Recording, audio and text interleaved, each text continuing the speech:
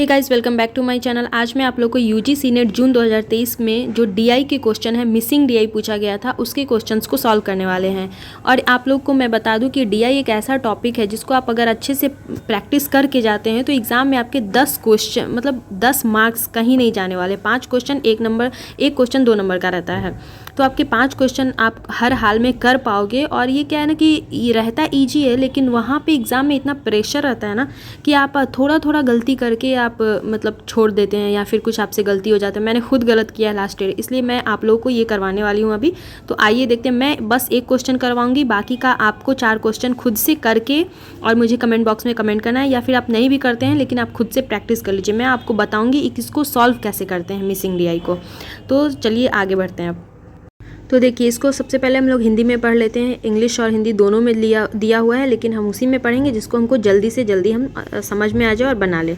तो ये ए से ई तक 5 कंपनियों के ऐसे कर्मचारियों की संख्या को कार्यालय पहुंचने के लिए अपने वाहन का प्रयोग करना पसंद करते हैं, और ऐसे कर्मचारियों की प्रतिशत दर्शाई गई है जो मेट्रो और बस से कार्यालय जाना पसंद करते हैं।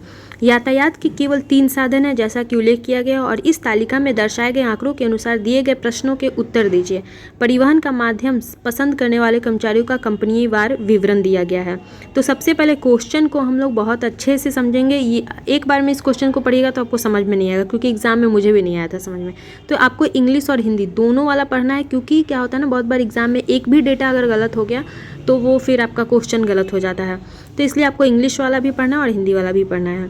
तो पहले हम देखते हैं, कंपनी है ABCD करके, और इसमें 3 जो लोग कंपनी जाने के लिए 3 माध्यम का प्रयोग करते हैं। जैसे हम लोग गाड़ी से जाते हैं या बस से जाते हैं, रिक्शा से, तो ऐसे ही 3 माध्यम है, जिसमें कुछ लोग हैं कर्मचारी हैं जो कि अपने वाहन से जाते हैं, तो इनकी संख्या दी गई है। और बाकी लोगों का जो कि बस से जाते हैं और मेट्रो से जाते हैं, उनका प्रतिशत दिया गया है। तो आप देख लीजिए, यहीं पे इसी को मिसिंग डीआई कहते हैं, क्योंकि 2 लोगों का परसेंटेज में दिया और एक का संख्या दिया है। टोटल आपको नहीं दिया है कि एम्प्लॉय कितने हैं। ये दिया रहता है ना कि टोटल मेरा ए में इतने एम्प्लॉय है, 500 एम्प्लॉय है, 600 एम्प्लॉय हैं, तो फिर आपका उसका आप 24% या 68% निकाल सकते थे, लेकिन हमारा यहाँ पे दिया हुआ नहीं है, तो इसी को हम मिसिंग डीआई कहते हैं। अब आइए इसका पहला क्वेश्चन देखते हैं। तो हमारा क्या क्वेश्चन बन रहा है कि कंपनी C और D में बस से यात्रा करना पसंद करने वाले कर्मचारियों की संख्या का अनुपात बताना है। तो C है मेरा यहाँ मेरा C है और ये D है। बस से कितना है तो 30% है, लेकिन हमको पता नहीं है अब कितना का हम 30%। अगर यहाँ पे मेरा टोटल दिखा रहता कि कंपनी C में टोटल 500 कर्मचारी है, तब हम उसका 30% निकाल लेते, लेकिन हमको तो पता ही नहीं आई, क्योंकि हमको यहाँ पे निकालना है खुद से। तो अब हम क्या करेंगे कि हमको ये 2 डेटा दिया हुआ है जो कि परसेंटेज में है, तो एक 55% और दूसरा 30%, और दोनों कितना हो जाएगा मेरा 85%। यहाँ पे मैं बताती हूँ आपको। यहाँ पे हम लिखेंगे 55 और प्लस 30 कितना हो गया 85%। अब चूँकि आपको पता है कि जो प्रतिशत है वो 100 का होता है, तो 100 में से अगर हम 85 को माइनस करेंगे तो कितना आया 15%। तो यानी कि ये जो मेरा 15% है, यही मेरा 384 है। तो यहाँ पे हम बगल में लिख देंगे 15%, ये मेरा है 384। तो अब चूँकि मेरा ये 384 मेरा 15% है, तो 100 की वैल्यू क्या हो जाएगी, क्योंकि 15% में 384 है, तो 100 की वैल्यू अगर हम बता देते हैं तो मेरा पता चल जाएगा कि कुल कर्मचारी मेरा C में कितना है। तो अब हम इसको काट देंगे। तो आइए अब इसको काटते हैं। 3 से काटेंगे, 3 पचे 15 और 20 पंचे 100 होता है। फिर 3 से काटेंगे, 3 एकम 3, फिर 3 दूनी 6 और फिर 3 अठे 24, 128। अब मेरा 128 में हम 20 से गुना करेंगे, तो 8 दूनी 16 का 6 1, तो ये 2 होगा, ये 2 हो जाएगा, क्योंकि इसको 128 को हम 20 से गुना करेंगे तो मेरा 2560 आएगा। 2560 टोटल मेरा है, एम्प्लॉय C में है। तो अब मेरा ये 2560 का अब हमारा 30% निकल जाएगा आराम से, क्योंकि हमको तो C का निकालना है ना 30%, जो बस से यात्रा करता है। तो 2560 का 30% निकल जाएगा। अब आराम से इसको काट देना है, और 256 में हम 3 से गुना कर देंगे, इतना मेरा टोटल एम्प्लॉय हो जाएगा। यानी कि ये मेरा है 30%, ये आया, ये 30% का वैल्यू आया मेरा इतना। अब हमको निकालना है फिर D का। तो D में क्या पूछ रहा है, कंपनी सी और डी में बस से यात्रा, फिर डी में भी वैसे ही निकालना है। ये 16% है और ये मेरा है 70%, दोनों को जोड़ते हैं। आइए अब हम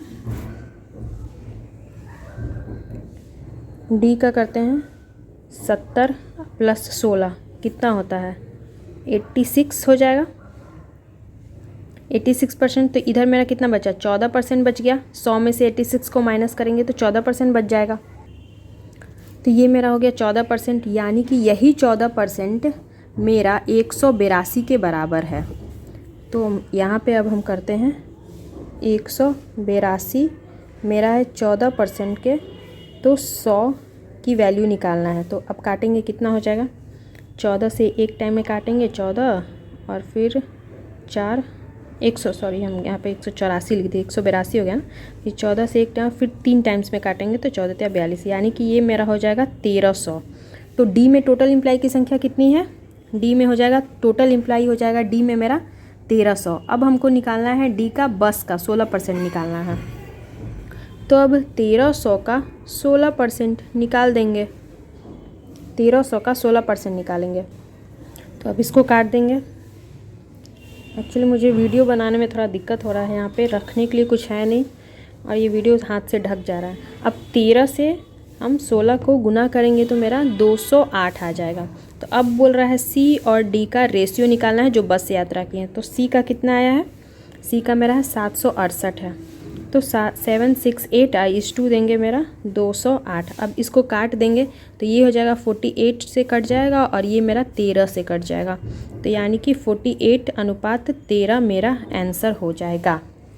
तो इस हिसाब से थोड़ा सा ये लंबा प्रोसेस होता है, लेकिन आपको बताने में थोड़ा ज़्यादा टाइम लग रहा है। अगर आप खुद से बनाने का कोशिश कीजिएगा, क्योंकि शॉर्टकट में फिर बन जाएगा ना। अभी तो मैं आपको एक एक चीज़ बता रही हूँ करके, लेकिन अगर आप एग्ज़ाम में प्रैक्टिस करके जाते हैं तो यकीन मानिए 5 का 5 नंबर आपका गारंटी के साथ आज, मतलब 5 क्वेश्चन आप सही कर लोगे, आपका 10 नंबर आ जाएगा। तो अब आप इसके आगे का क्वेश्चन मैं आपको दे रही हूँ, बस अब आपको बना के और कमेंट बॉक्स में कमेंट करना है कि उसका आंसर क्या होगा। आप वीडियो को पॉज करके क्वेश्चन को नोट करेंगे या फिर यहीं से क्वेश्चन देख के डायरेक्ट इसको बनाने की कोशिश करेंगे और बनाकर दिखाएंगे कि आपका सही बन रहा है या नहीं बन रहा है। मैंने कॉपी से ढक दिया है ताकि इसका जो प्रोसेस है वो आप ना देख पाए, क्योंकि आपको खुद से बनाना है और उसके बाद कोशिश करना है कि ठीक से बन रहा है। नहीं बनेगा तो फिर मैं बताऊंगी आप लोग को। तो ये है क्वेश्चन, आपके 5 क्वेश्चन मैंने बता दिए हैं। आई होप आप लोग को ये अच्छा लगा होगा और आप इस पर प्रैक्टिस इतना ज़्यादा, अगर आपको ज़्यादा और भी क्वेश्चन चाहिए होगा तो आप मुझे बोलिए, मैं आपको बस क्वेश्चन अपलोड कर दूँगी और खुद से आप प्रैक्टिस भी करते जाना तो अच्छा होगा। मिलते हैं नेक्स्ट वीडियो में, टिल देन बाय बाय।